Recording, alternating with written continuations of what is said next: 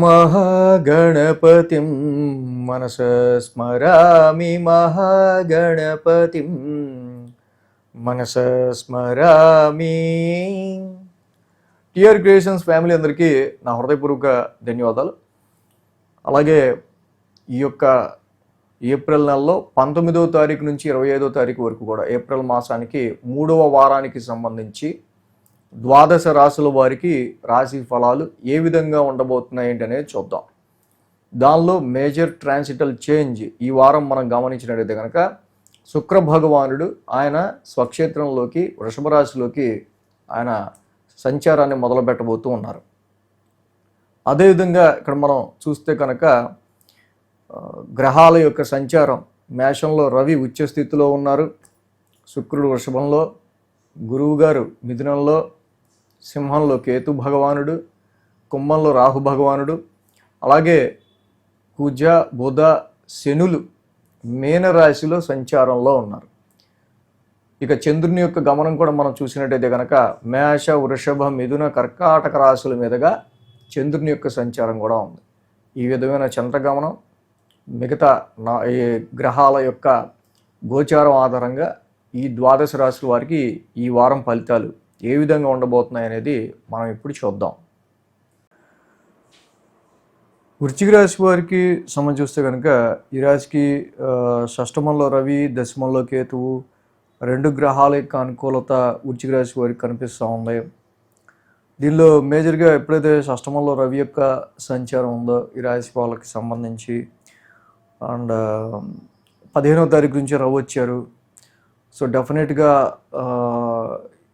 Your tough సిచ్యువేషన్స్ని మీరు handle చేయగలిగే సత్తా, దానికి సంబంధించిన స్ట్రెంగ్త్ రవి ఇక్కడ మీకు ఇవ్వటం వల్ల డెఫినెట్గా కొన్ని ప్రాబ్లమ్స్ మీకు సాల్వ్ అవటం ఇక్కడ రవి యొక్క సంచారం వల్ల మనం గమనించవచ్చు.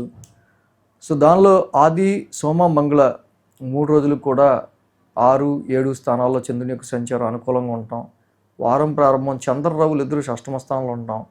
ఇద్దరు షష్టమ స్థానంలో యోగిచ్చే గ్రహాలు కాబట్టి తప్పకుండా చాలా మంచిగా ఇక్కడ మీకు ఈ 6th హౌస్కి సంబంధించిన విషయాల్లో రుణ రోగ శత్రుస్థానం అనే ఈ స్థానంలో ఈ డిఫీట్ సమ్ యువర్ ప్రాబ్లమ్స్, మీరు కొన్ని ప్రాబ్లమ్స్ని అధిగమించి ముందుకు వెళ్ళే ఆస్కారాలు మనకి ఇక్కడ కనిపిస్తూ ఉన్నాయి. సో అలాగే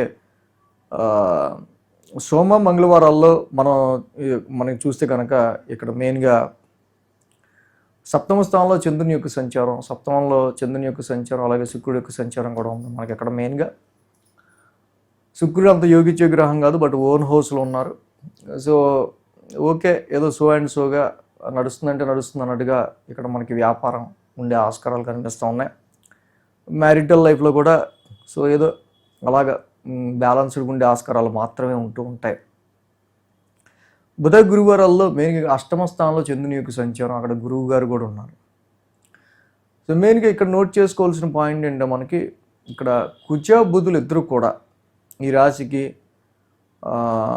మెయిన్గా ఇక్కడ పంచమ స్థానంలో సంచారంలో ఉంటూ ఉన్నారు. సో బుధ గురువారాల్లో ఎప్పుడైతే అష్టమ స్థానంలో చంద్రుడి యొక్క సంచారం నడుస్తూ ఉందో అక్కడే గురు భగవానుడు కూడా ఉన్నారు.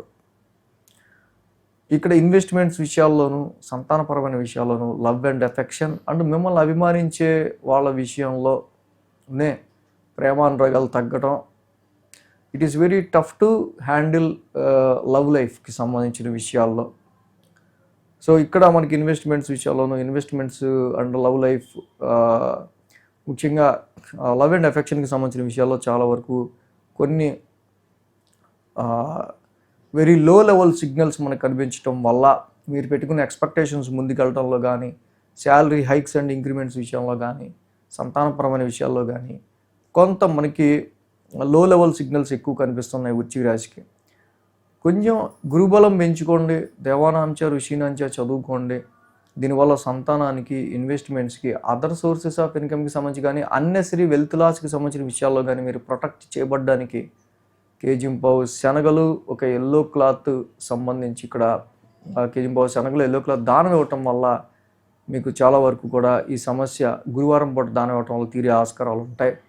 ఇష్టదైవారాధన ఎక్కువ చేసుకోండి. ఇష్టదైవారాధన ఎక్కువ చేసుకోవటం వల్ల పూర్వపుణ్య స్థానమైన పంచమ స్థానంలో కుజ బుధ శనుల యొక్క యుతి వల్ల కలిగే సంతాన ప్రేమ వ్యవహారాలకి సంబంధించి ఇన్వెస్ట్మెంట్స్ అండ్ షేర్స్కి సంబంధించిన విషయాల్లో వస్తున్న అనేకమైన డిస్టర్బెన్సెస్కి సంబంధించి ఇష్టదైవారాధన వల్ల మీరు చాలా వరకు ప్రొటెక్ట్ చేయబడతారు. ఈ విషయంలో కొంచెం జాగ్రత్త తీసుకుంటూ వెళ్ళడం మంచిది. ఎడ్యుకేషన్ చదివే పిల్లలకి మాత్రం ఎడ్యుకేషన్ విషయంలో మీరు ఎటువంటి డిసప్పాయింట్మెంట్ ఫీల్ అవ్వకుండా, ఓకే ఏం పర్వాలా నేను బాగా రాసా, ఎంత రావాలో అంతే వచ్చాయి, అలా కొంచెం పాజిటివ్ నేచర్గా ముందుకెళ్తే చాలా బాగుంటుంది. కాబట్టి మీ ఎక్స్పెక్టేషన్స్ రీచ్ అవ్వడానికి చాలా కష్టపడాల్సి వచ్చే టైంగా మీరు ఇది గుర్తుపెట్టుకోవాలి. ఆఫీస్ ఎన్విరాన్మెంట్లో కూడా ఎక్కువగా ప్రామిసులు చేసేది మీ అవుట్పుట్కి సంబంధించి. ఎంత వర్క్ ఇస్తాను సార్ అని చెప్పి ఎక్కువ వర్క్ ఇచ్చినా మంచిది, కానీ ఎంత చేసేస్తాను సార్ అని చెప్పి అంత చేయకపోతే అనవసరంగా మాటలు వస్తాయి. ఈ విషయంలో జాగ్రత్తగా ఉండే బెటర్ అన్నమాట. ఈ వీడియో కనుక మీకు నచ్చినట్లయితే లైక్ చేయండి, షేర్ చేయండి. మరిన్ని అప్డేట్స్ కోసం సబ్స్క్రైబ్ చేయడం మాత్రం మర్చిపోకండి.